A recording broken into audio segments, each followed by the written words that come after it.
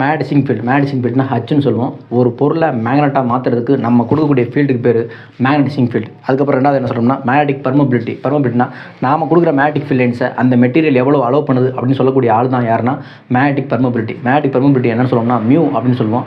அப்போ மியூ அப்படிங்கிறதுக்கு என்ன ஃபார்முலா அப்படின்னா μ μ0 μr. அப்போ இதில் μrங்கிறது யாருன்னா relative permeability of the medium. அப்போ μr μ/μ0 அப்படின்னு வரும். ஓகேங்களா. நெக்ஸ்ட்டு இன்டென்சிட்டி ஆஃப் மேக்னடைசேஷன் அல்லது மேக்னடிசிட்டி இன்டென்சிட்டி அப்படின்னு சொல்லுவாங்க.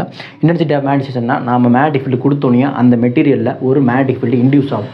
அப்போ மேக்னெட்டிக் ஃபீல்டு இன்டியூஸ் ஆனோடனே என்ன ஆகும் அப்படின்னா அங்கே உள்ள பார்ட்டிகளுக்கு மேக்னெட்டிக் மொமெண்ட் கிடைக்கும். மேக்னெட்டிக் மொமெண்ட்னா அது காந்தமாக மாறுறது.